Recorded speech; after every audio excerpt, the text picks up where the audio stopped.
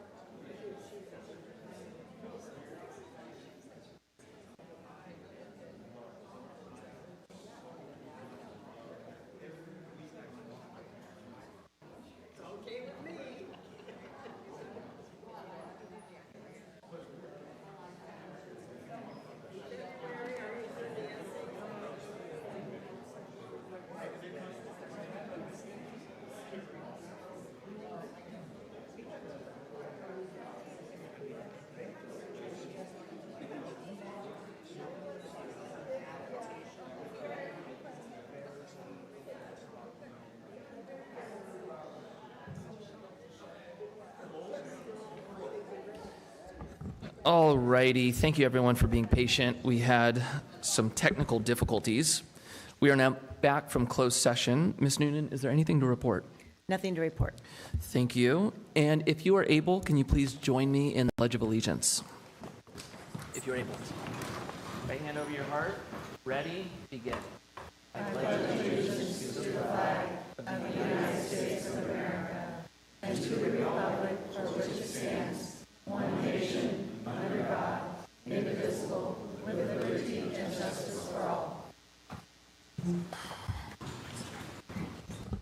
All right. I hope everyone had a great 4th of July. We have 2 council members who are participating remote in tonight's meeting, and pursuant to the Brown Act. Excuse me. Right now we have 1 who is participating remotely. And pursuant to the Brown Act, I must ask each of, geez Louise, I have to ask you, Mr. Newman, if there's anyone 18 years or older with you in the room. Mr. Mayor, there is not. Thank you. And secondarily, item 13A, which is the Youth Commission Annual Report, we are going to move up on the agenda, and that's going to be heard following the consent calendar. And now we have our special presentation, so give me a moment to move over.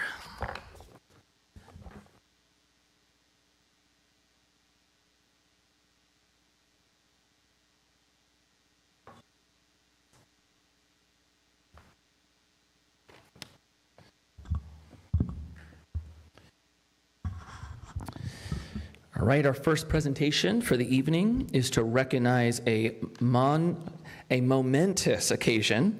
America turned 250 years old this year. On July 4th, 1776, the Second Continental Congress adopted the Declaration of Independence, affirming the principles of liberty, equality, self-government, and individual rights that shaped the American experience. The city of Thousand Oaks is proud to honor the 250th anniversary of the United States and the signing of the Declaration of Independence. Here to accept this proclamation is Michelle Stovall from the Conejo Valley chapter of Daughters of the American Revolution.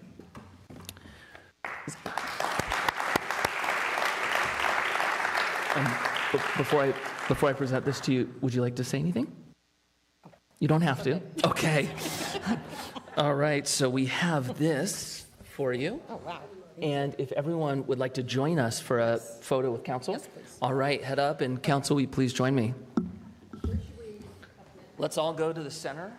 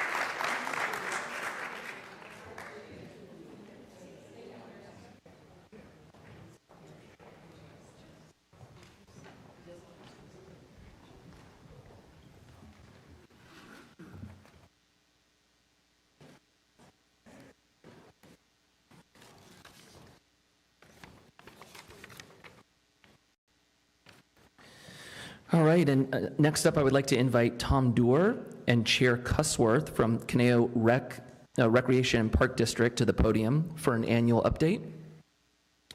And Tim is going to present a short video for the annual update. Take it on. How are you? Good to see you. Good to see you. Thank you.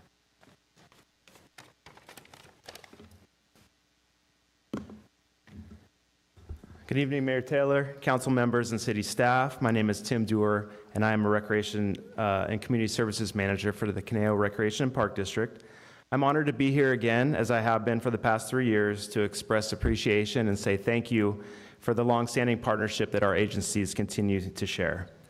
Tonight, I'd especially like to recognize the collaborative efforts that allow for the operation of the Gobo Adult Center and the Alex Fiore Teen Center.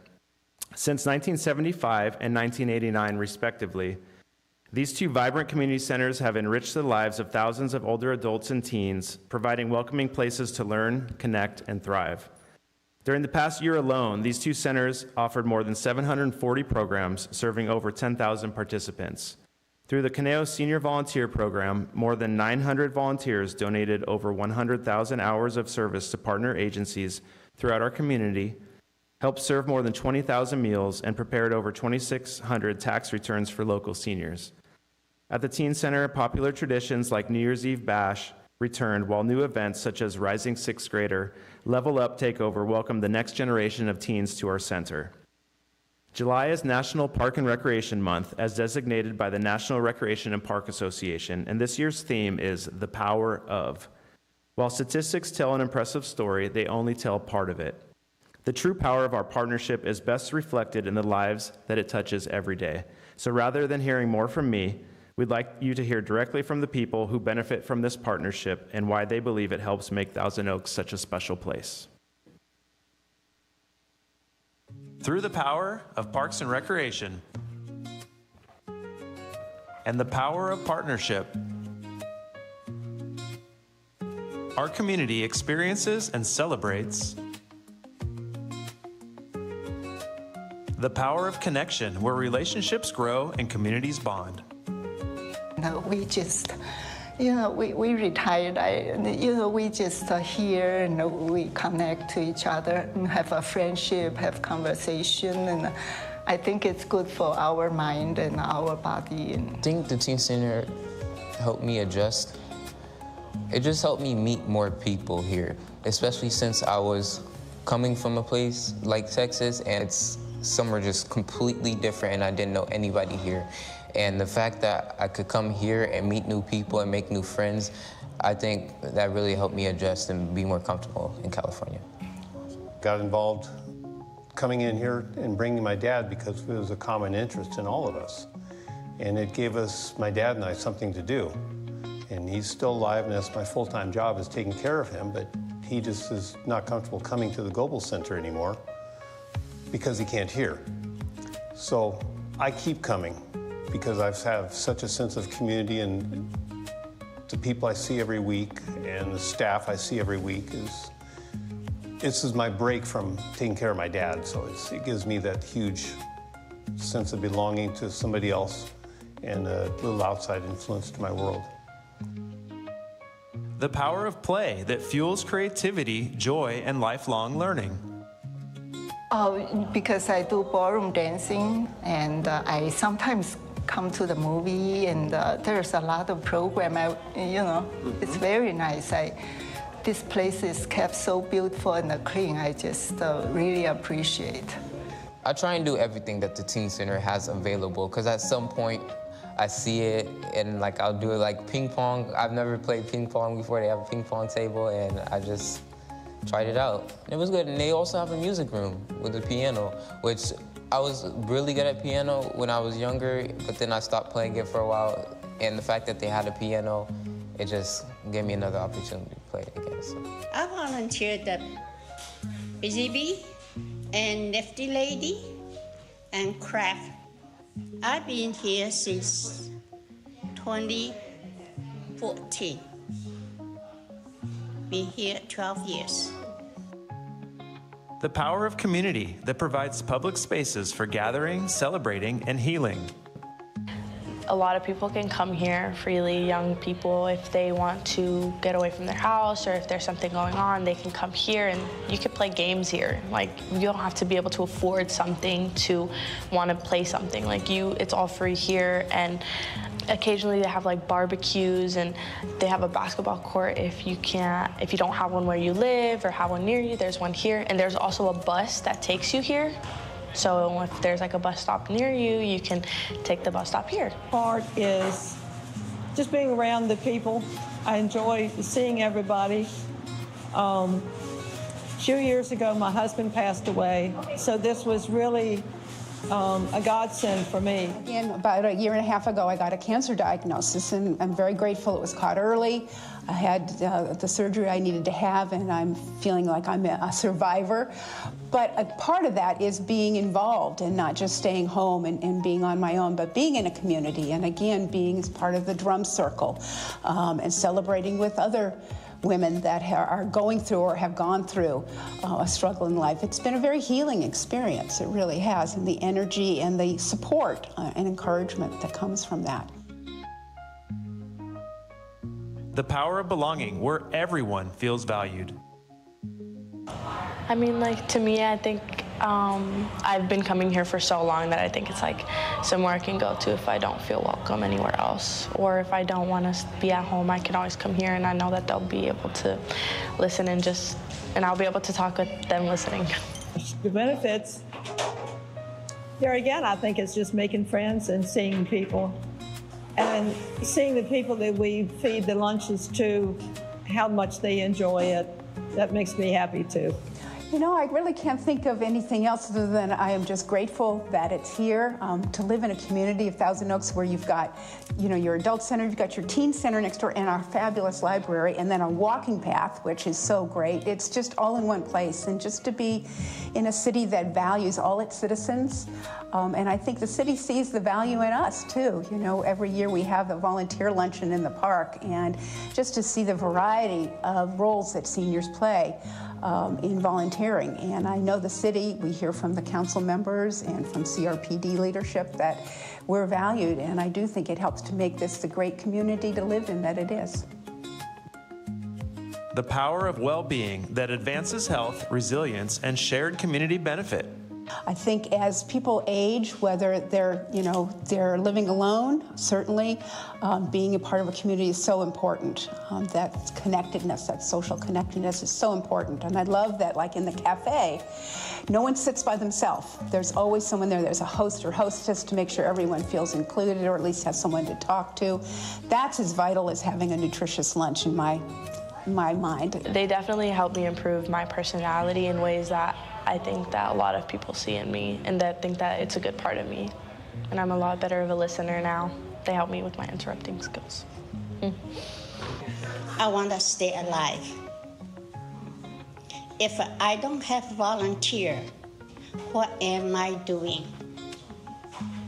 You lost your driver's license, you lost your hearing, you lost your sight, you have all the medical issues. Coming to volunteer, you forgot everything. See different people, then your problem is not a big problem. It's everybody has that. Then I feel alive every day. Thank you for the continued partnership and for helping make Thousand Oaks such an extraordinary place to live, work, and play. Happy Parks and Recreation Month.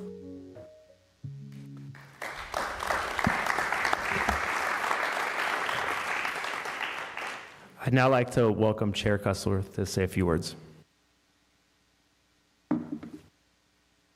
Thank you, Tim. I think I want to join the drum circle. That sounds like a lot of fun. Anyway, a couple of months ago, I went to a conference for the California Association of Rec and Park Districts. And at the very first session, our general manager, Jim Friedel, he gave a wonderful presentation about community partnerships, working with government agencies and nonprofits. The next day, at the same time, and in the same room, another general manager who was over a rec and park, a large rec and park that was not in this area, got up and said, "I wish I lived in Thousand Oaks," because we do not have that same kind of a relationship with our city. We feel like we're battling against each other all of the time. And I think that what is making Thousand Oaks such a wonderful place to live is that between our Recreation and Park District and our city, we have long learned that to cooperate and to collaborate and to support each other and to look at what is going to benefit the citizens here in this community is what is going to make this a wonderful place to live. Now, I'm sure that all of you know that actually Conejo Recreation and Park District was voted in as a special district before the city was incorporated. But the city, our goal has always been parks, recreation, open space, and things of that sort. However, the city has always been very, very supportive of the goals of Rec and Park. So I'm going to read to you what was from the city plan in 1970, which I thought was very interesting. It says, to provide a permanent park and recreation system of sufficient size and quality to serve adequately the valley's future needs, meeting the expectations of the community. And of course, our community has continued to grow since 1970, and the city has always supported financially and also just to want to have a lot of parks and open space here.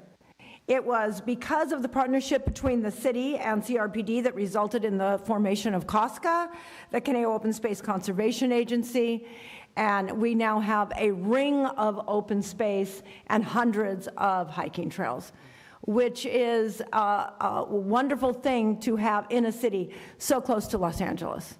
And also, we were named Trail City by some magazine of which I do not remember.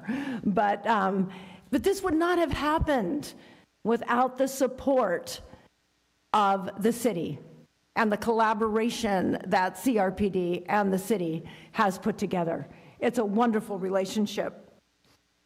When we've had a lot of surveys go out, usually our parks and our recreation and our open space come up at the very top.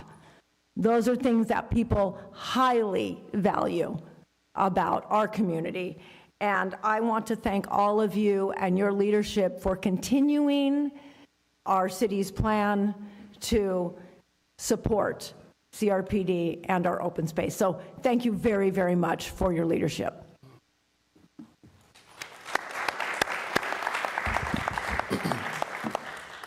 That was very well said. And just last night, if I come home from work and my wife maybe needs a break, it's, hey, can you go take the kids to the park? And every time we get in the car, it's always, what park should we go to? And there's so many options, which can be challenging with young kids, but it's amazing. It's a huge blessing for our city.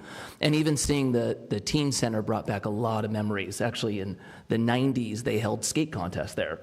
And I entered my first skate contest in 1996 at the teen center. So that's been just a blast from the past. We appreciate our partnership as well. It is wonderful. And it's our honor to celebrate National Park and Rec Month with you guys. And we have this proclamation for you. And if you would like to join the council for a photo. You guys can join it. Yeah, let's do that. You guys want to join me for a photo?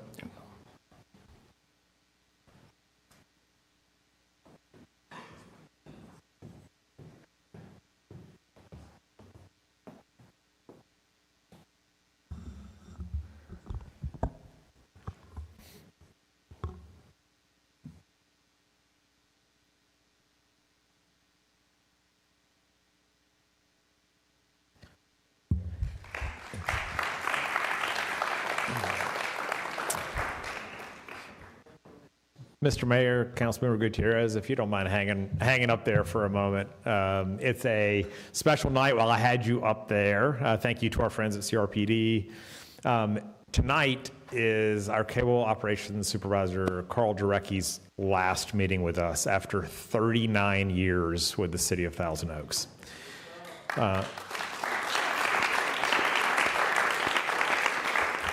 He has seen a lot over 39 years, and he's seen a lot of council meetings over that period of time. I've been here for 19 years. Carl's been an incredible asset for us and our team. His level of sophistication, professionalism, and what he's brought here in our video production services and to produce these meetings and get them up online through the years is absolutely incredible. Talk about a well-earned retirement. I just wanted to have Carl come up here and get a picture with the council himself rather than taking one. I speak for Mayor Pro Tem Engler and Councilmember Newman that are at a conference. They wish they could be here too, but Carl, please come up and Tracy and I are going to come join the picture as well. I know she loves that. Alex has got it. She's ready.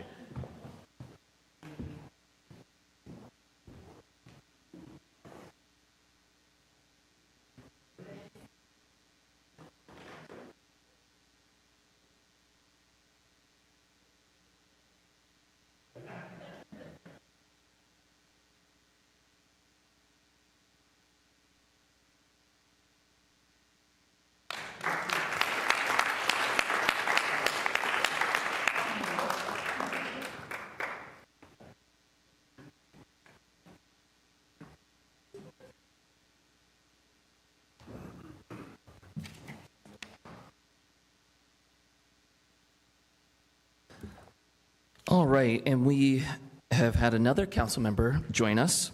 Mr. Engler, I've got to ask you again, pursuant to the Brown Act, is there anyone 18 years or older with you in the room? No, sir. All right, very good. We can move on to public comments. Will the city clerk please announce public comments? This is the time and place for public comments. Speakers are requested to state their name and community of residence for the record. 8 individuals have requested to speak, and pursuant to council standards, speakers are allowed 3 minutes. The yellow light displays when you have 1 minute remaining. All right, and I'm going to call all the in-person speakers first, and then I'll call the Zoom speakers after. First up, we have Scarlett.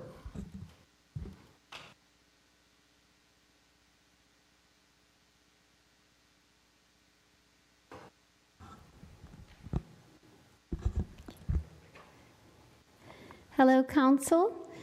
It's my honor to share some wisdom from Benjamin Franklin. He's one of our nation's great inventors and scientists, and he's also known as one of the least religious founding fathers. However, least religious is a relative term, considering that he quoted more scripture than some pastors do today. Weeks into the deliberations at the Constitutional Convention, while the founders were deadlocked, Franklin delivered this speech. The small progress we have made after 4 or 5 weeks, our different sentiments on almost every question, is methinks a melancholy proof of the imperfection of human understanding. How has it happened, sir, that we have not hitherto once thought of humbly applying to the Father of lights to illuminate our understandings? In the beginning of the contest with Great Britain, when we were sensible of danger, we had daily prayer in this room for divine protection.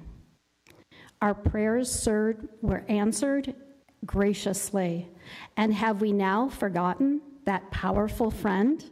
Or do we imagine that we no longer need his assistance? I have lived, sir, a long time, and the longer I live, the more convincing proofs I see of this truth, that God governs in the affairs of men. And if a sparrow cannot fall to the ground without his notice, is it probable that an empire can rise without his assistance? I have been assured, sir, that in the sacred writings that except the Lord build the house, we labor in vain that build it. I firmly believe this, and I also believe that without his concurring aid, we shall succeed in this political building no better than the builders of Babel. I therefore beg to move the prayers imploring the assistance of heaven and its blessings on our deliberations be held in this assembly every morning before we proceed to business, and that one or more of the clergy of this city be requested to officiate that service. Thank you, Benjamin Franklin. And what divine timing to have the Daughters of the American Revolution here tonight to celebrate our America's 250th, which lasts a full year. We're going to be celebrating all the way to July 4th, 2027. And so this is the history and tradition of America. It's easy to see that our national motto, "In God We Trust," should be displayed here at our city council. Don't you agree? Thank you.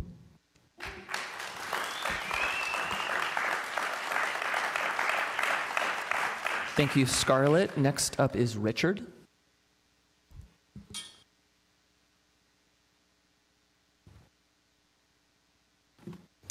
Wow, a history lesson. I've got more to speak about that tonight. First of all, my name is Richard. I'm a resident of Thousand Oaks since 1974, and I also want to compliment the unity that I've heard between the Conejo Parks and Recs and the City of Thousand Oaks. I'm sort of a witness to that development as well over the years. Not an old timer like some of these people may be here tonight, but it's been nice to see this community grow as the way it is. So that said, I want to let you know that I'm here again to support In God We Trust. Thank you very much. And I I would just like to support that as far as support in the city council chambers. There's a few other people that have spoke about that, about having it displayed in the city council chambers, and that's why I'm speaking again. I hope you're encouraged by the three young men who spoke in favor of God We Trust in the last meeting here. I certainly was. There is a movement in hunger for truth in this country by the younger generation. If you haven't noticed, those three young fellows, I understand, were between 18 and 20 years old, and they're quoting the Constitution of the United States. Is that encouraging or what?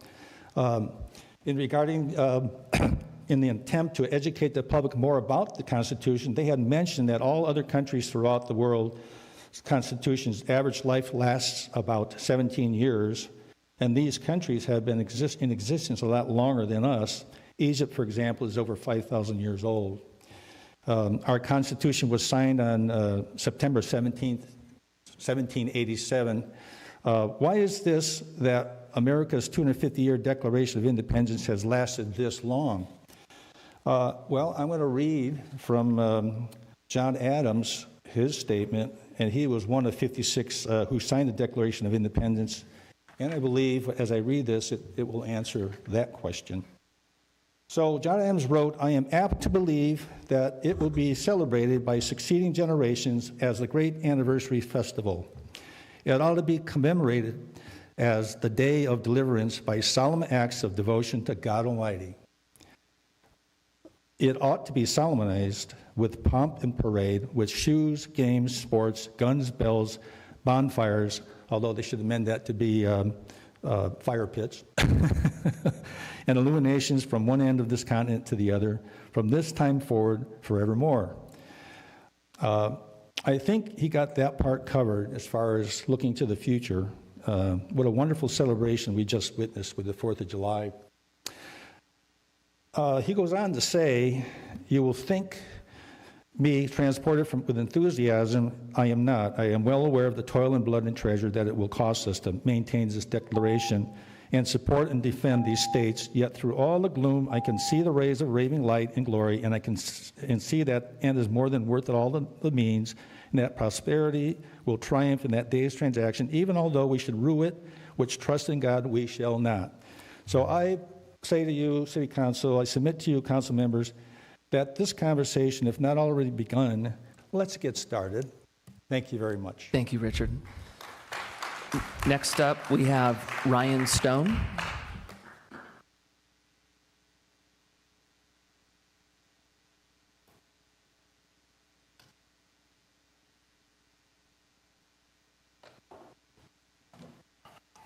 Okay, I don't know how I can follow up with that because I actually truly have a genuine concern, but I love the patriotism we have going on here. So I guess let's keep it going. Good evening, Mayor, council members, city managers, members of the Ventura County Sheriffs, and my fellow residents here today. Appreciate the opportunity to speak with you.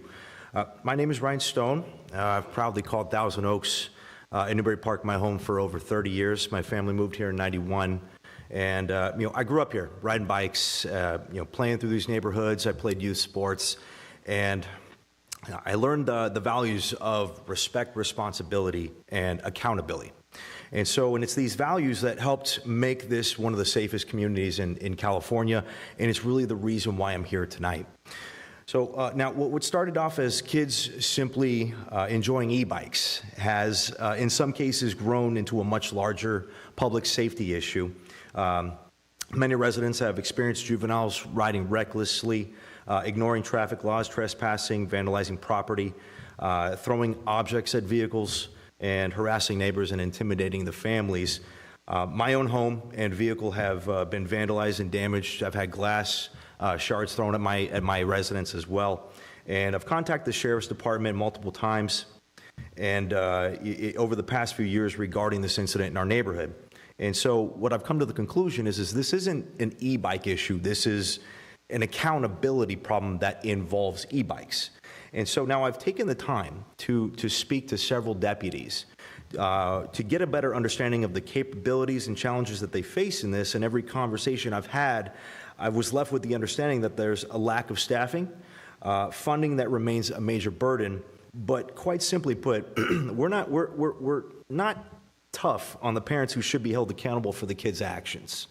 And so the limited engagement that we can have with these juveniles leaves them with the freedom that, hey, we can do whatever we want without consequence. And so all the while, this is reaching a frustration, a boiling point of frustration, essentially. So I have families installing security cameras, reporting incidents and sharing videos, hoping somebody's going to be able to identify these guys who are responsible. And, then there's the majority who feel that nothing is going to be done, so we're just not going to do anything at all. So my request here is simple tonight. As I speak for many residents in my neighborhood, we ask that you strongly consider additional funding and resources for our Sheriff's Department so they have the staffing and visibility needed to help prevent these incidents from happening in the first place. But as we look towards the future, I encourage the city to begin exploring modern technology as part of a solution. And coming from a technology background, I believe there may be an opportunity to develop a practical self-funding approach that improves the accountability while supporting law enforcement and reducing the burden on taxpayers. So I welcome the opportunity to share those ideas with city and staff and the Sheriff's Department if there's interest. Again, I thank you for your time, for your leadership, and continued commitment to keeping Thousand Oaks as safe as it possibly can be. Thank you. Thank you, Mr. Stone. Next up, we have Randy Elzinga.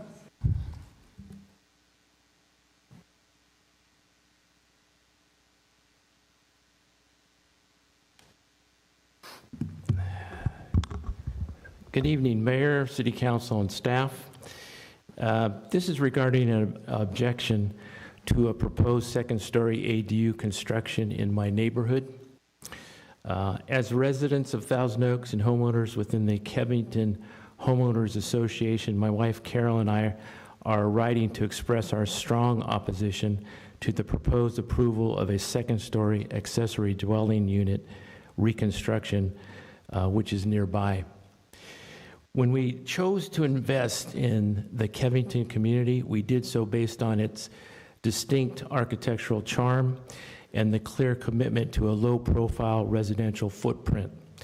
The governing covenants, conditions, and restrictions serve as a binding agreement designed explicitly to preserve the community's character, protect designated ridge lines, and safeguard the scenic views that define our neighborhood. The approval of a second-story ADU at this location would directly conflict with these established community standards. Specifically, it threatens to infringe upon the designated scenic ridgelines that the city of Thousand Oaks has historically protected. It also compromises the low-profile architectural harmony and visual uniformity guaranteed to residents by our CC&Rs. Negatively affect the privacy and sight lines of surrounding properties, eroding the core values that bind our association members. While we understand and respect the broader efforts to address housing needs, we firmly believe municipal oversight must balance development with the enforcement of long-standing environmental and neighborhood protections. We urge the city to uphold its duty to our community by denying the variance of approval for this two-story structure. Thank you for your time, consideration, and continued dedication to preserving the integrity of Thousand Oaks. Thank you, sir. Thank you. Next up, we have Madha Heber.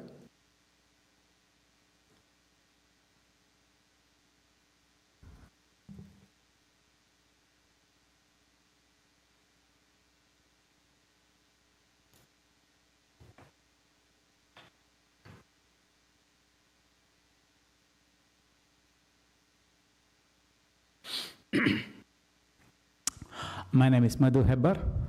I live in Thousand Oaks for the last 20 plus years.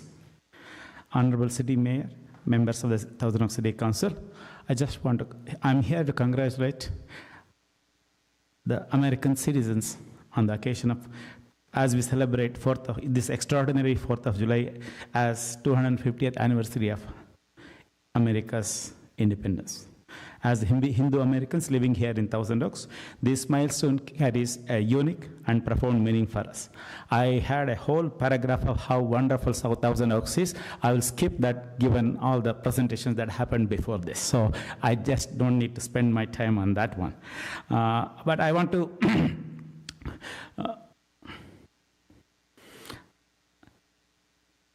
Thousand Oaks has welcomed residents from all backgrounds, including our Hindu American community. We have been actively contributing through volunteerism, cultural events, civic life. The spirit of pluralism and mutual respect thrives here in our neighborhoods and organizations. By living our values of peace, duty, and community right here at home, we help make Thousand Oaks even more inclusive and welcoming city. I was moved by a story that I read in Next Door, a veteran who went on serving United States when it was 200th anniversary, and he posted that he missed that chance, and he's so happy to celebrate 250th anniversary right here in Thousand Oaks. I was simply moved by that statement that I read on Next Door, and I thought I should come and voice my appreciation for United States of America right here. We belong to a heritage that deeply values Vasudhaiva Kutumbakam. The whole world is one family. Like somebody mentioned earlier, we also belong to a tradition more than 5,000 years old in our home country of India, but many of us are the youngest community of immigrants in this country of United States. When our families came to this country, we brought our core belief along with us, along with our tradition, hard work, and deep respect of pluralism. America's promise of liberty and religious freedom allowed our community to thrive and contribute to this great nation right here in Thousand Oaks.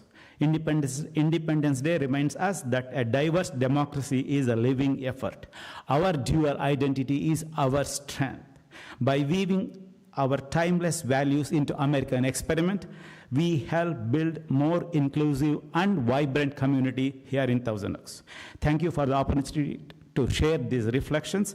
Happy celebrations, happy 250th Independence Day. I just want to mention here, our Hindu temple on Borchard Road, SVK Temple, has put up a banner on the curbside congratulating American citizens on this wonderful occasion, extraordinary occasion of 250th Independence Day. Not many countries who have democracy for this long. Stop by, drive by, and you can see this wonderful banner on the Borchard Road. Thank you very much for your time. Thank you. And next up, we have Michael Steele.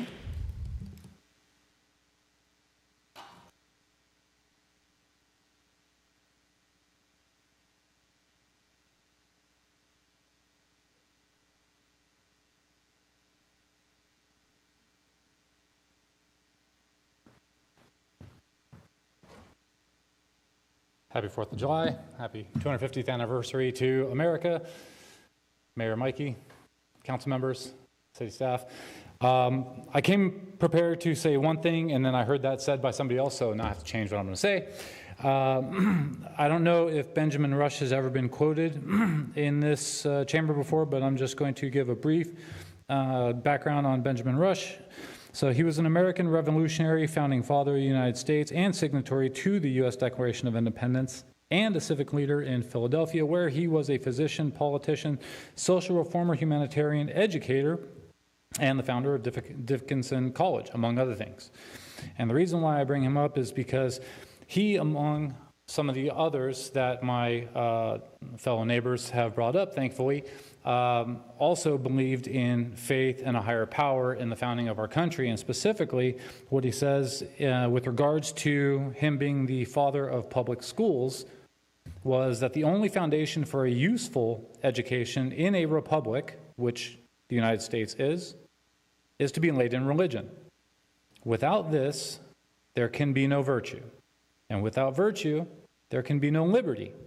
And liberty is the object and life of all Republican governments. Thank you for your time. Thank you, Mr. Steele. Next up, we have Suzanne Duckett.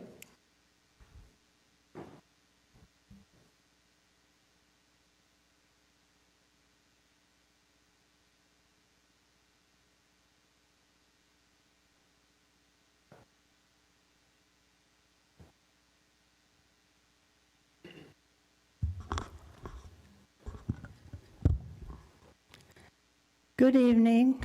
My name is Suzanne Duckett, and I now live in the corrupt city of Thousand Oaks. At the last meeting, the council voted to not allow us to vote. Measure E was passed by the majority of the citizens, the people who live here in this corrupt city. You circumvented Measure E and did not allow us to vote. So that is why I'm calling you corrupt, as you are. All of you on the dais, well, the city council needs to be recalled, number one. Number two, we need to elect new city council people with character. And number three, since this has happened to us, we now need to get people in who will vote for rent control, not only in apartments, but now in the business community. We need to watch out for our business people now because of that vote at the last meeting. We need to watch out for our business people because I went to P.F. Chang's on their last night that they were open here in Thousand Oaks, and I was told that their rent, that they could no longer stay here because their rent went up by 100%. It doubled from around $35,000 a month to around $70,000 a month by Rick Caruso. That should not happen to the rest of all of our business people here in Thousand Oaks, and I'm afraid that that's what's going to happen in the future.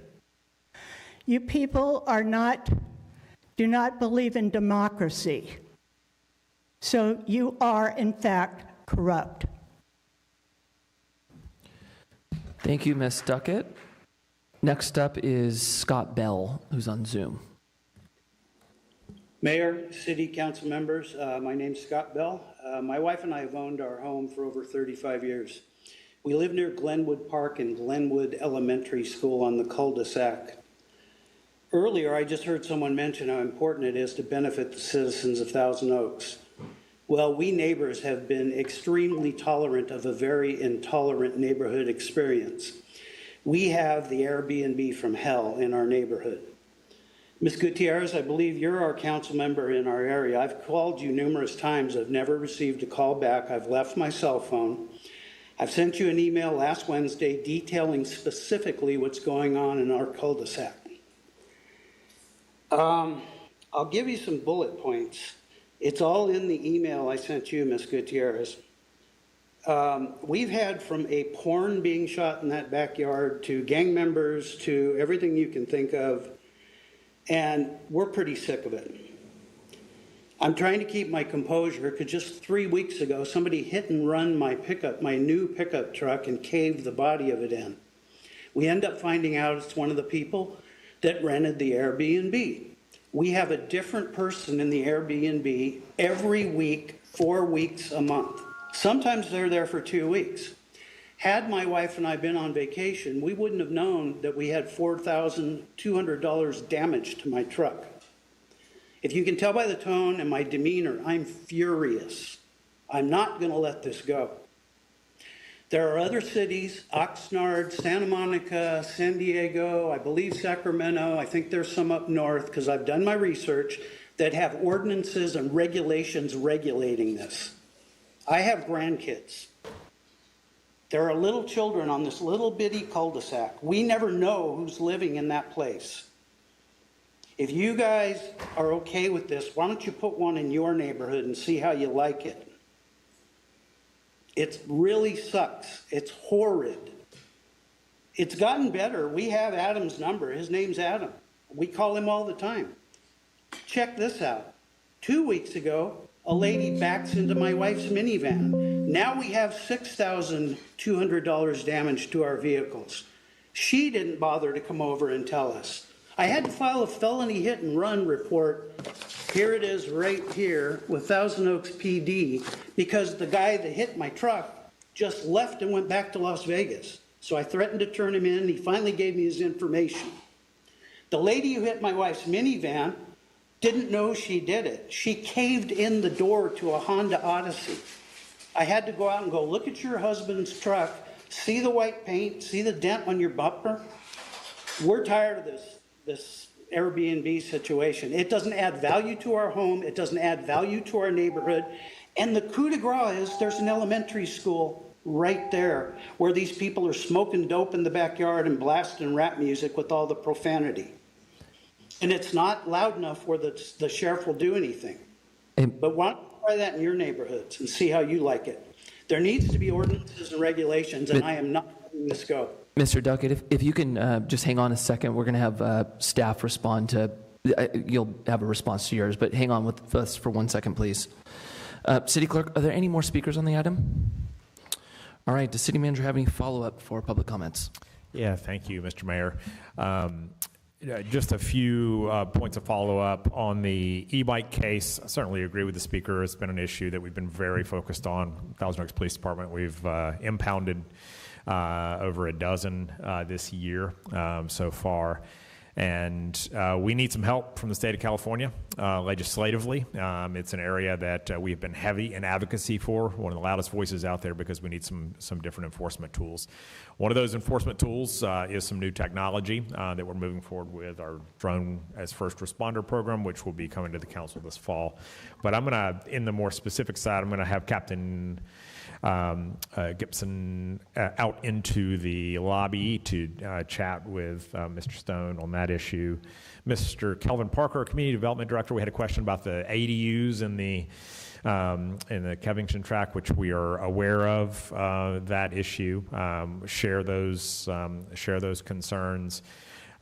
This is, as the council and many in the community know well, an area where the state of California has usurped local control in many ways as it relates to accessory dwelling units, and this is one example of that.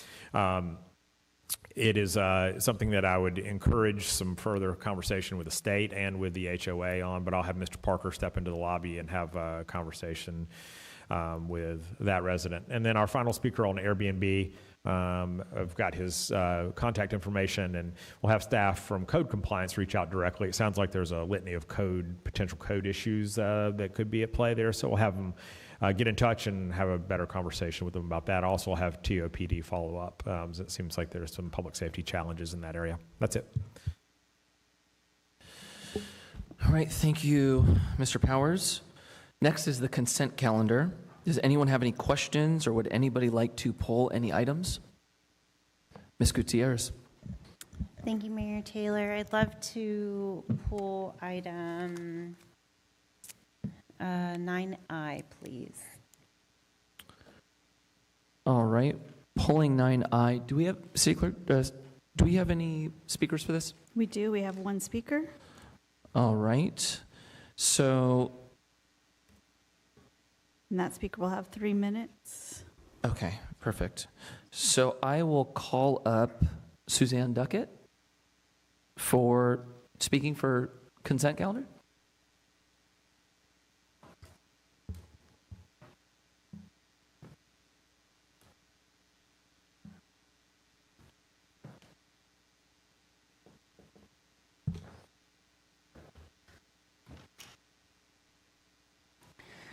Suzanne Duckett from the corrupt city of Thousand Oaks.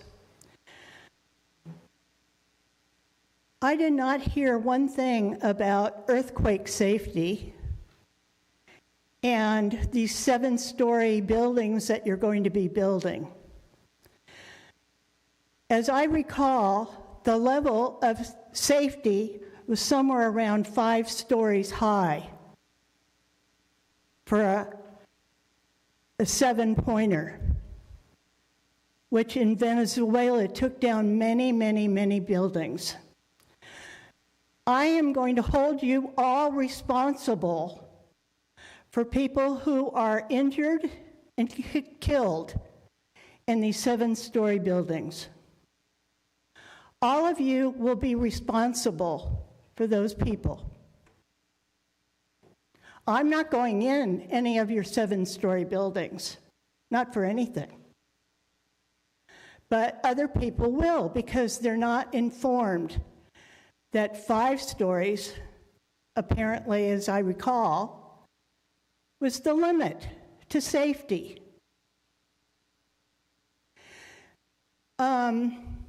There was one other important, are you going to be bulldozing right away? Just like they bulldozed the East Wing of our White House immediately? I have a feeling that that's what you're going to be up to. And not letting people vote.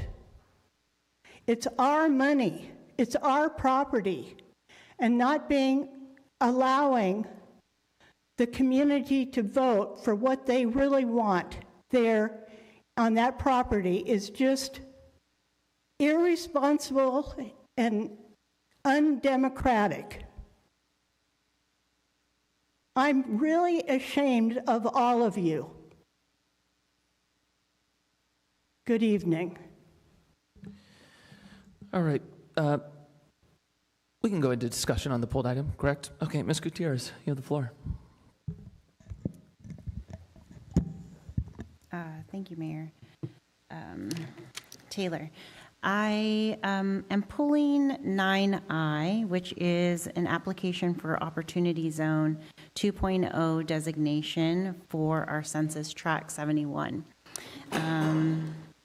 The track is located here along the boulevard at the heart of the city, and I just wanted to invite staff to share some of the goals related to this application and any criteria that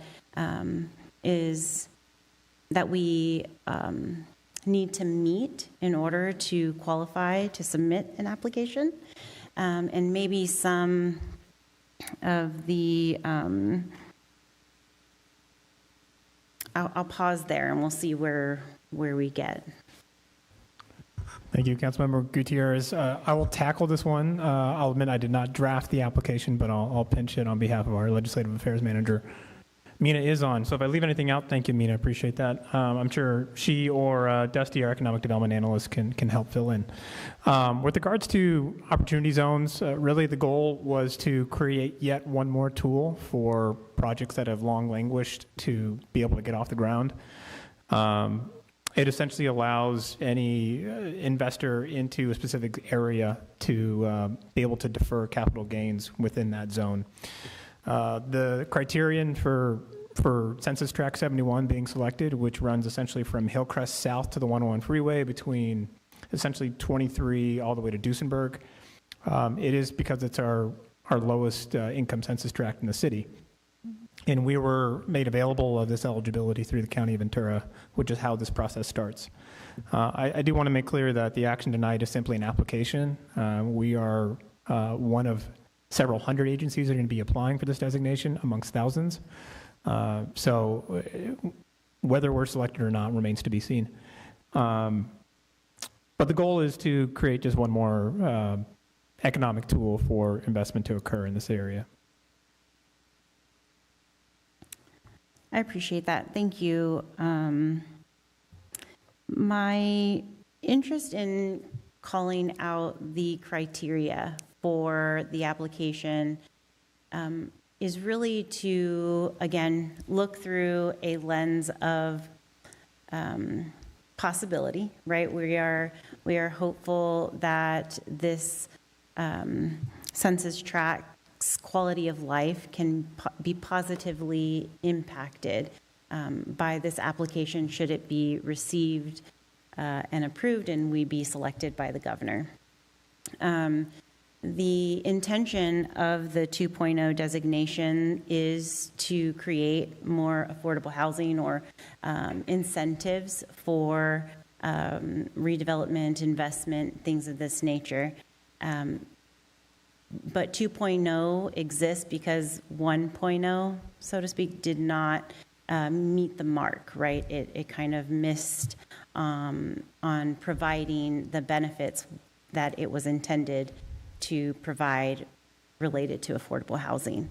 And so I think my interest in having this be an item that's pulled in conversation that can be reflected on or people can be better informed on is strictly related to those two things, the affordable housing objective of the application, and then secondarily, the criteria in which we can apply and access this lever, so to speak, to encourage redevelopment and investment here in town.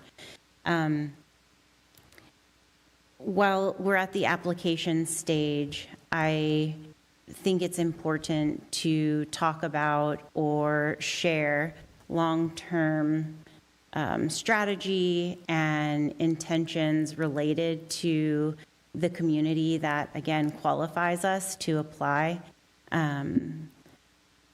Because while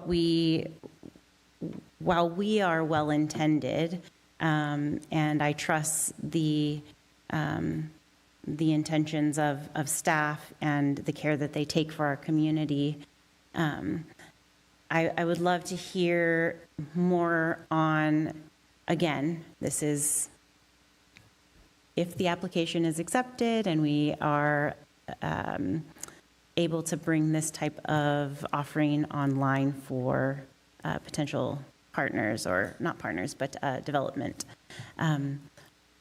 What can you share, maybe even as it relates to the application, around the consideration for the community that is likely to be impacted by the application if the application is successful?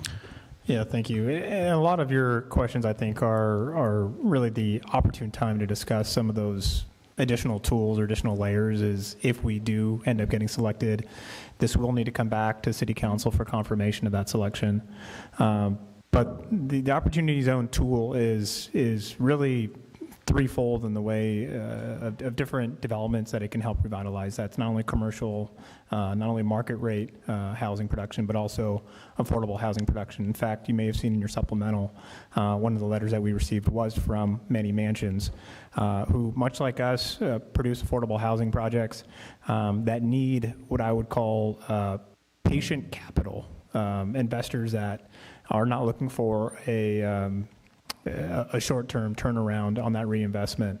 We're seeing this ourselves with the redevelopment of the Herbs and Hillcrest site, where you need layers of investment to get a project off the ground. So really, this is a tool that, when used correctly, can materially help produce more workforce and affordable housing.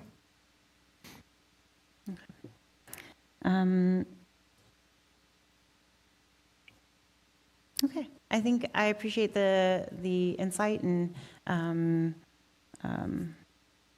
yeah, and the I would say the forethought to put in an application and to make it part of the strategic approach that we as a city kind of like holistically have taken on in helping grow the units that are online. So that the housing situation isn't in such a crisis locally, and more specifically for our workforce and employers locally. Thank you. Mr. Engler, Mr. Newman, do you have any questions on this topic?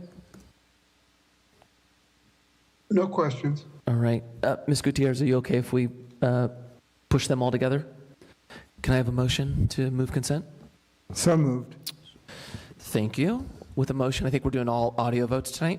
Okay, can you please call the vote? Councilmember Adam? Yes. Councilmember Newman? Aye. Councilmember Gutierrez? Yes. Mayor Pro Tem Engler? Yes. And Mayor Taylor? Yes. And that motion passes 5-0, and your ordinance title is an ordinance amending the Civic Arts Plaza Specific Plan, SP 11, to create new sub-area E to facilitate development of new pedestrian-oriented downtown, including mixed-use residential, hotel, commercial, office, and entertainment uses, partial reconstruction of existing city hall, public amenities such as Park Plaza and outdoor amphitheater, and supporting infrastructure, including new roadways, reconfigured utilities, and stormwater management improvements, SP 2025-70001, and certifying final environmental impact report, CEQA 2025-7002, and mitigation monitoring and reporting program, findings of fact, and statement of overriding considerations, applicant City of Thousand Oaks. That's ordinance number 1749-NS. Thank you. And next up is tonight's committee report on the Youth Commission. Presenting the report tonight is Youth Commissioner Chair Reina Doshi and Vice Chair Chenya Kwan. And available for questions, we have Community Service Analyst Sarah Males and Elijah Hernandez.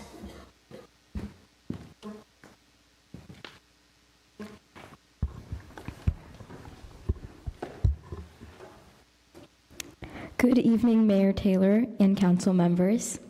It is our pleasure to be here this evening to present the 2025 to 2026 Youth Commission Annual Report. My name is Reina Doshi, and it's been an honor to serve as the Youth Commission Chair this past year. I have been on the Youth Commission for 4 years. I recently graduated from Newbury Park High School and will be attending UC Berkeley in the fall, where I'll be studying architecture. With me tonight is our Vice Chair, Chenya Kwan. This was another exciting year for the Youth Commission, with each monthly meeting bringing new opportunities to learn from guest speakers and connect more deeply with our community partners. These presentations help the Commission build relationships, stay informed, and gain a broader understanding of programs, services, and issues affecting youth and families in the Thousand Oaks. Topics range from city and school district updates to housing, community support services, and business engagement from organizations such as Many Mansions, CVUSD, Community Conscience, and a Greater Conejo Valley Chamber of Commerce. Another valuable part of the Youth Commission's work is serving as liaison to organizations that support youth in our community. In this role, commissioners build stronger relationships, stay informed on youth-focused efforts, and share these youth efforts with the Youth Commission. This year, commissioners served as liaisons to the Alex Fior Teen Center Advisory Committee, CVUSD's Advisory Council, and the Thousand Oaks Library Teen Advisory League. To expand youth outreach this year, the Youth Commissioners created 3 committees, each focused on a different area of engagement. The photos on this slide highlight the Environmental Committee. This year, the committee supported the annual coastal cleanup on September 20th, 2025, and helped encourage youth participation in the event. The event cleared trash and plastic pollution from inland waterways near Borchard Park. As shown in the photos, commissioners were actively involved in the cleanup and helped support this important community project.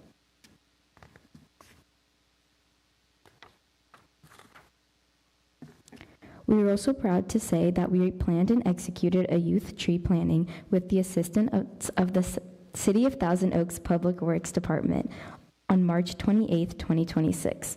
This event brought youth and families together to help beautify the community and plant trees along the East Thousand Oaks Boulevard and Via Merida.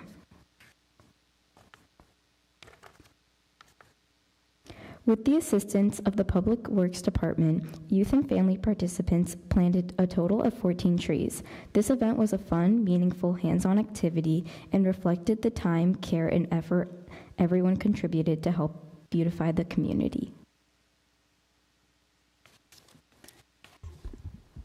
Our second committee is the Youth Leadership Summit Planning Committee, who planned and hosted the 2026 Youth Leadership Summit in the Kavli Theater Founders Room on March 25th. The event brought together 24 community leaders and 66 youth. The program included leader roundtables and youth-only discussions. This summit provided a platform for students to voice their concerns and propose actionable ideas on issues affecting their daily lives. There were many important conversations that took place and many positive outcomes. A full summary, including youth proposed solutions and next steps, are included in Attachment 1 of the staff report. The third committee was the Arts Committee, who planned and hosted a Young Artist Contest. The contest was open from January 14th through March 3rd, 2026, and youth were invited to submit original artwork along with an artist statement inspired by this year's Youth Leadership Summit theme, Stronger as One. This slide highlights the 4 selected winners, including 1 overall winner and 3 honorable mentions. The honorable mention for excellence in artistry was awarded to Beverly Ramos with her piece titled Stronger as One. The honorable mention for most inspiring theme was awarded to Isla Cahill for her piece titled Where Many Hands Made History. The honorable mention for exceptional creative expression was awarded to Kate O'Loughlin for her piece titled In Shared Space. And receiving that evening's top recognition was Beezy Sush, where they were awarded the overall winner for her piece titled Out of the Ashes. These 4 winners were selected from 18 youth art submissions and represent Conejo Valley High School, Westlake High School, Thousand Oaks High School, and Colina Middle School. The winners were announced and recognized during the Youth Leadership Summit by Mayor Pro Tempore Bob Engler, and their original artworks were on display during the Youth Leadership Summit and was later displayed online at the Grant R. Online and at the Grant R. Brimhall Library in the teen space for 1 month. Congratulations again to all 4 very talented artists. As you can see, we truly enjoyed our experience of serving on the Youth Commission this year.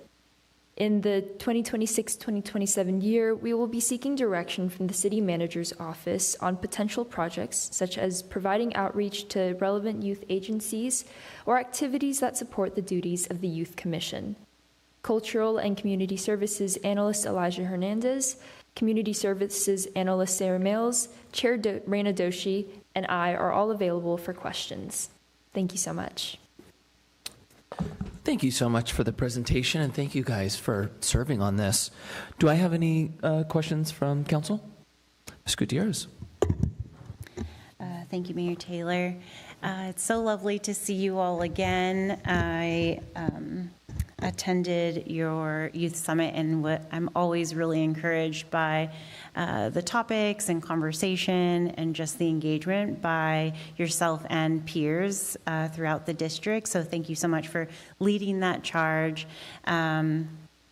I know that you all are looking for direction from the city manager's office, and I wanted to give you the opportunity by asking if there was anything that comes to mind for you that would be something of interest for either should you partake in the next cohort or for the next cohort to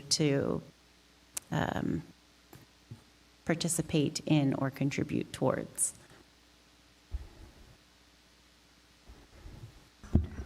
I just wanted to say thank you for the opportunity for us to propose our own ideas. I would actually like to add that 2 of the items mentioned in today's report, the tree planting activity as well as the Young Artist Contest, are both activities that have been proposed as independent original ideas from commissioners over the past 2 years. So we have been taking avenues to explore some of our own commissioners' ideas for how to engage with our community. And so at this point, at least, as to outgoing seniors, I personally don't have any additional ideas to add at this point, though of course tonight we are joined by some of our younger returning members to the commission also. But Chair Doshi, if you had anything to add to that. Again, thank you so much for giving us this opportunity to share our own ideas. So going off of what Chenya was saying, we did get the opportunity to share some of our own interests. Like art has been a passion of mine, so doing something involving art was pretty incredible. I've actually, a lot of my friends or people like in my class, they're having a lot of difficulty like finding jobs and opportunities. And I don't know if there's any way that we can maybe educate youth how to make like maybe some type of like resume or something that could help them in that sort, or like get more connected with businesses and that type of thing in the community, that would be great. Thank you so much. I'm really excited to hear that the projects that you all got to complete were, as you mentioned, original ideas. And definitely think you're right on point with your recommendation or idea around career readiness and more connection between our businesses and our emerging talent, our younger youth who are seeking employment. Thank you so much for those thoughtful suggestions and recognition that the program is already rich with your contributions. Thank you. Mr. Engler? Hang on, you were off. Thank you, Mayor. Thank you, Mayor. Thank you, Mayor, for the opportunity. And thank you to Councilmember Gutierrez for taking my questions. But I wanted just to take a moment to thank the commission for all the hard work they've been doing. I've been involved for a number of years in interviewing and choosing members for this commission, and I just wanted to thank all of you for having validated the choices that we've made over the years for you to be able to participate in government as we have seen over the years. So thank you. Just wanted to give a little bit of a shout out. Thank you, Mr. Engler. And I'd love to ask, maybe this is a personal question or something that you guys have taken away from the group. What do you think the biggest concern is moving forward for you? Maybe that's an overall for the youth. And then what's something that you're most excited about? Sure. I can start with that. Thank you for the question. I think, at least based off of my personal experience at the Youth Leadership Summit, we saw a lot of questions and concerns about student safety, especially on our campuses. Part of that definitely comes in with transportation safety. I know there was a conversation surrounding e-bikes and whatnot, which is definitely also something that is top of mind for students as well, especially for newer drivers. But even aside from that, on our campuses also, there was a decent amount of discussion surrounding concerns about how feeling like districts were, how districts were responding to, let's say, student reports of harassment, bullying, sexual assault, things of that nature. And of course, on top of that, student safety regarding substance abuse, feeling that there was perhaps inadequate support in that regard, and that many peers were being insufficiently supported with their substance abuse. Chiridoshi, did you have anything you wanted to add? Oh, and in terms of something positive that students are looking forward to, however, there was a lot of positive energy surrounding the downtown project. I know for many of the people in our age group, at least, we would be a little bit more on the adult side of things by the time the downtown project is done, but at the same time, a lot of students were expressing the idea that they were very glad that something like this was taking place, and that they were hoping that in the future, with perhaps their own families or just being young adults and whatnot, that they were hoping to enjoy some of the fruits of the downtown project. Going off of what Vice Chair Khan said about the issue of either substance abuse or mental health involving schools, a lot of students were bringing that up. And I thought a really creative idea that some students brought up was, instead of like addressing it as much of as a problem, people can get educated on it and be like, many people deal with these things, it might be normal, and just hearing more education and maybe some support that's less like one-on-one as some of these wellness centers, and more like some group efforts, which I thought was a really good idea, because they were saying a lot of concerns around that topic. And something I think that they were really excited about was also the downtown project, because not only does it bring more things to do, but I heard that it incorporates some affordable housing. And personally, I would love to come back and live here one day, but I know California can be a little expensive. So the idea of having something that's more affordable was really comforting. And I think other students were really excited about it. Thank you guys so much. Can we give them a round of applause? Thank you. City Clerk, do we have any speakers on this? No. Okay. Council have any other questions, or would anyone like to make a Real motion? quick, Mayor. Mr. Adams. Yeah. Hi. Hey, I just want to congratulate you on being involved in the community. There's no higher calling. It's good training for the future. Are most of you in high school getting ready for college then? Yeah? Okay. I believe Chair Doshi and I are two of the seniors or recently graduated seniors of the commission. And the rest of the commission that joins us tonight are all either rising seniors and rising sophomores. Okay, well, go to college, come back, because I'm glad you're excited about the downtown, because we are too. And it'll be mostly built by the time you get back, so we would welcome the opportunity for you to return to Thousand Oaks and be part of our community. Thank you. Mr. Adams, would you like to make a motion? Yeah, let me make a motion that we receive the Youth Commission annual report. And find the project? Do we have to do that one, Sequa? Oh, yeah. Al, give me the full details. You can move item 13A if you'd like. 13A, recommendation 1 and 2. Thank you. Thank you. Will City Clerk please call the vote? Councilmember Adam? Yes. Councilmember Newman? Aye. Councilmember Gutierrez? Yes. Mayor Pro Tem Engler? Yes. And Mayor Taylor? Yes. And that motion passes 5-0. All right, and next up is our professional service for downtown Thousand Oaks project. Presenting the item is Assistant City Manager Akbar Alakan, and we have consultants available for questions on Zoom.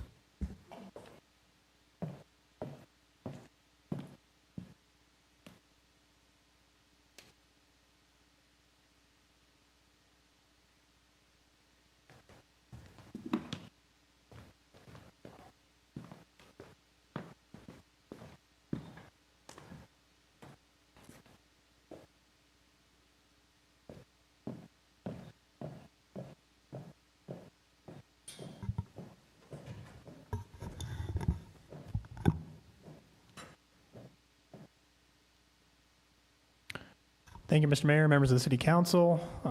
Tonight's action is the first post-entitlement implementation item related to the downtown. There will be several more actions taken by the City Council as we head further into design and construction, but this is our first step. The action taken on June 23rd entitled Phases 1, 2A, and 2B of the project. I'm going to recap those now, so you don't need to commit them to memory, but I'm sure we all will eventually.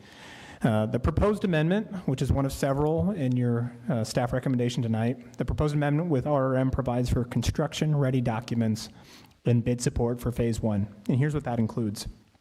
It includes the construction of West Road and the Oakwood Drive extension, preserving access into the existing parking structure. It also includes rough grading and utility alignment for the west side parcel. And it also includes a temporary construction and fire access road on West Main Street. This is the vehicular portion of Main Street. Phase 2, 2A specifically, is what we refer to as the mixed use and hotel portion of the project. This is the private development partner portion of the project, which we'll hear more about in just a minute. Phase 2B is the renovation of Carpenter Park and the park restaurant up against Teal Boulevard. So everything that I've just shown you, Phase 1, Phase 2A, and Phase 2B is what the council entitled at our last city council meeting. The future phases, which have not yet been entitled, include the renovation of a portion of the existing Civic Arts Plaza in Phase 2C, as well as the construction of the amphitheater in the lower right corner as part of Phase 3.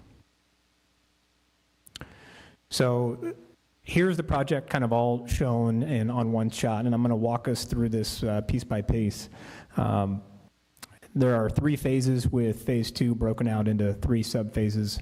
Starting with Phase 1, again, this is all the site preparation work on the west side and the construction of those 2 roads into the parking garage. This has been entitled, and it will be the responsibility of the city to produce construction level drawings and to construct this ultimately. Phase 2A is all the mixed-use development I mentioned just a couple slides ago. It has also been entitled, and it will be the responsibility of the partner developer to produce construction drawings and to construct it. Phase 2B, again, is the Carpenter Park and the Park Restaurant. That has also been entitled, and it'll have elements that are both the city's responsibility and the partner developer's responsibility to produce construction drawings and to construct it. Phases 2C and phases 3 have not yet been entitled, but yet when those do come back for additional environmental analysis and entitlements, that will be the responsibility of the city. So here's your staff recommendation tonight. There are several in there. The first 3 recommendations are amendments to the existing agreements with RRM Design, HR&A Advisors, and Best Best and Krieger. In fact, the initial agreement with RRM took us through the entitlement hearing on June 23rd. There was an option in that agreement to retain them for this next phase in post-entitlement. And really what these 3 agreements do is just they ensure the continuity of the design team, the financial team, and the legal advisors on the project, and make use of the knowledge that this team has developed over intimate familiarity with what we've been doing. In addition to those 3 amendments, we also have authorization of agreements for site preparation work on the west side parcel. This is environmental testing, security fencing, demo, geotechnical work, et cetera. And then the authorization to advertise for RFQ and RFP for a partner developer. I'll talk about that on this next slide. So here's just where we've been recently. June 23rd, we had the City Council hearing for the downtown project. We are here tonight on July 7th asking for authorization to advertise for a partner developer for that Phase 2A only. If approved, we would advertise that later this month in July of 2026 for an RFQ. This will be done in two bites. First will be a request for qualifications, and then we will have that advertised for about 2 months, and in October to November, we will invite the shortlisted respondents back for a request for proposals. Once we have a finalist, we would come back to the City Council in early 2027 to recommend that finalist so we can enter into an exclusive negotiation agreement with them. I do want to reiterate the importance of staying engaged on this project. Residents can visit downtowntioaks.org, and they can click that blue button in the top right-hand corner there. They can get updates on the project with project milestones and notifications of public workshops. We do need the public to stay engaged even as we head into this post-entitlement era on the project. In fact, some residents have asked if there's going to be additional opportunities for community feedback. And of course, the answer is yes. As we move into this next phase of the project, we will need feedback on a handful of items. But it'll morph. Earlier on, when we were going through the conceptual phase of the project, it was more blue sky, more open-ended, definitely more things that you would typically hear from during the conceptual level design. Now, as we get into post-entitlement, it's going to be more about specifics. For example, really making the final selections on the landscape palette. You saw that placeholder for an artistic shade structure in the middle of Carpenter Park. What is that actually going to look like? You saw a reference to a splash pad in the middle of that park. Well, there's several options that are associated with that splash pad. And then probably most importantly, we want to get a sense of what kind of community programming we want to see. What's going to keep this place feeling alive day after day, week after week, is the programming that we have on site here. So we expect to hold these conversations and more starting in 2027 as we get further into the design of this. And with that, I'm happy to entertain any questions from the council. Thank you. Thank you for the presentation, Mr. Akbar. Does anyone have any questions? Mr. Engler. Yeah, thank you, Mr. Mayor. And thanks, Akbar, for the presentation. I was relieved to hear that we're going to be incorporating more public comment on this item as we go forward. And as you mentioned, we're going to be taking a lot of input on some of the more detail-oriented aspects of this project. Is the website, is that the best way to get a hold of us? What would be the best ways to really show how to have input and to keep that? I think there was a slide there that mentioned a couple of the websites. Can you put that back up and let people really know how they can become involved? Yes, thank you, Councilmember Engler. That website is back up on the screen, as well as the lower third by TOTV. Thank you. DowntownTOaks.org. Residents can visit that website. You'll see this exact image on your web browser. You can hit that button in the top right corner. That will let us know that you are interested in future updates. We've maintained that list over the past couple of years with residents who have signed up already to be part of that listserv. And so when we get ready to hold those workshops that I mentioned in 2027, we will be able to send that to all of our residents that have signed up. In fact, I believe we're over 300 folks that have signed up for that listserv so far. So we hope to grow that and get more people out in the year to come.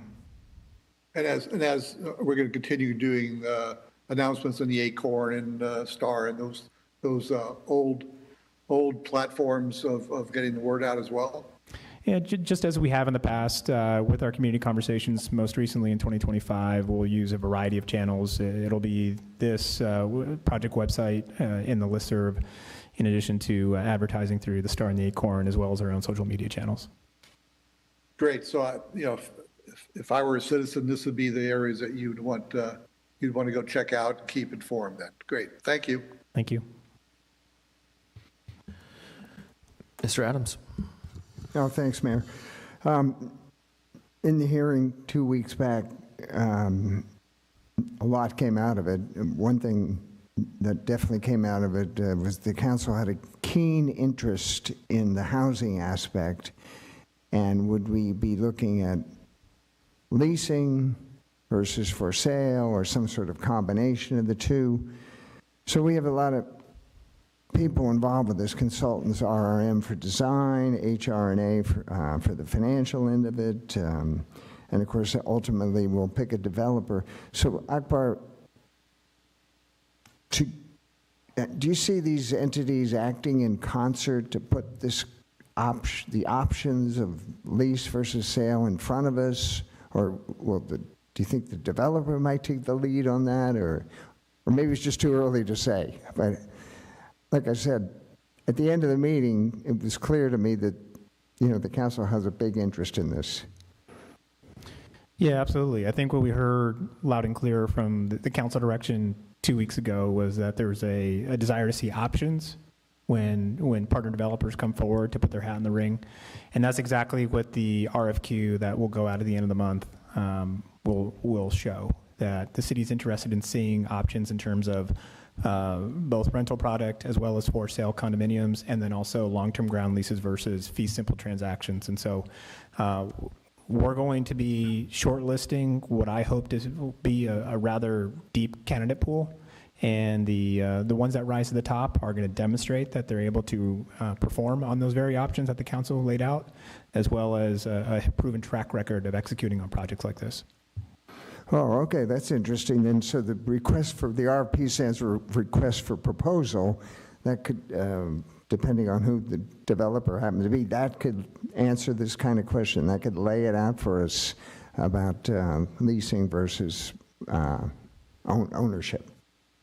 Yeah, absolutely. And so when we go through first the RFQ process, that'll be a broader pool, and then within that pool, we will select probably the top 3 or 4 candidates out of that pool to invite back for a request for formal proposals.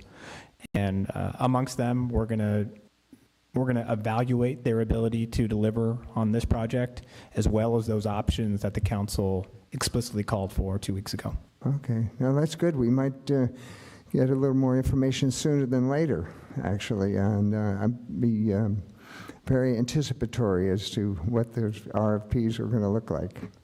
Thanks, Akbar. Thank you. All right, City Clerk, do we have any more speakers for this item? No, we do not.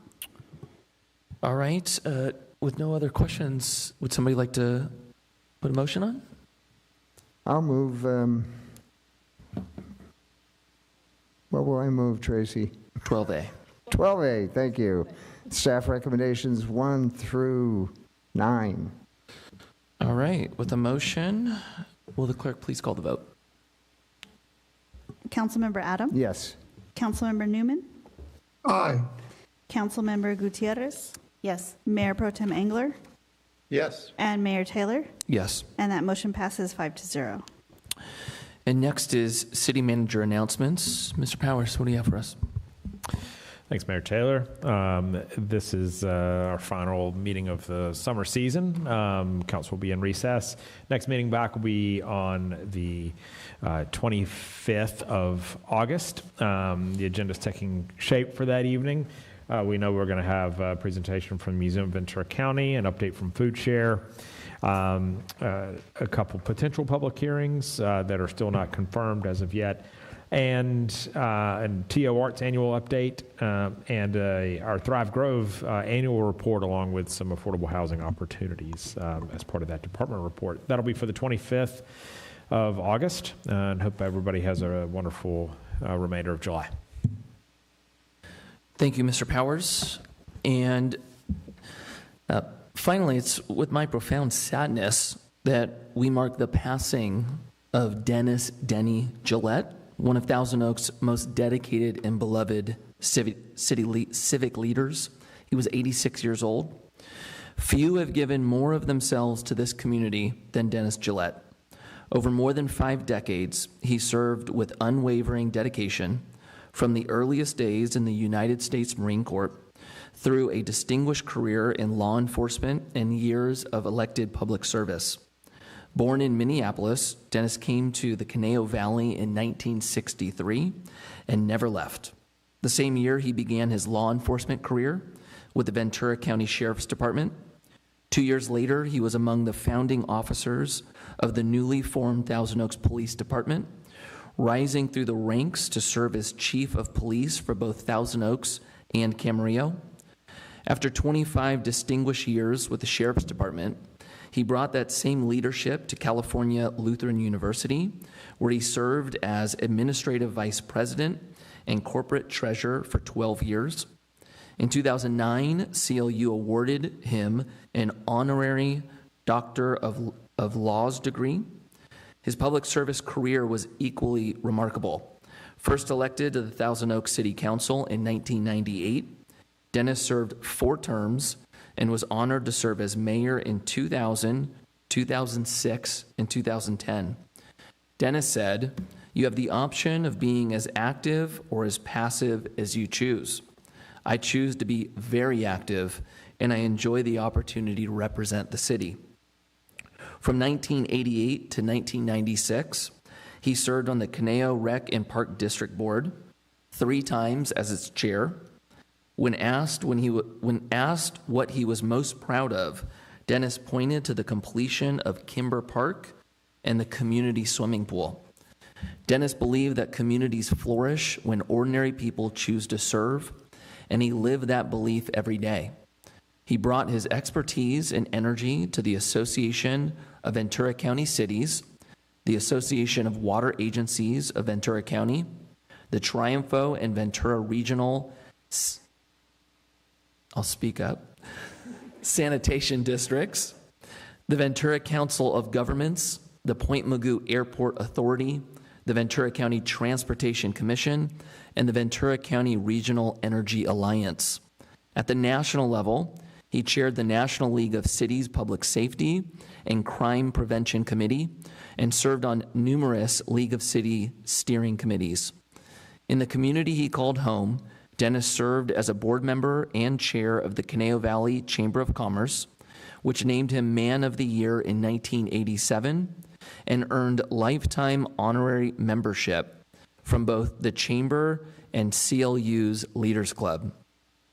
He chaired Conejo Valley Days in 1989, served on the boards of Los Robles Regional Medical Center and the Conejo Future Foundation, and was a longstanding member and president of the Thousand Oaks Rotary Club.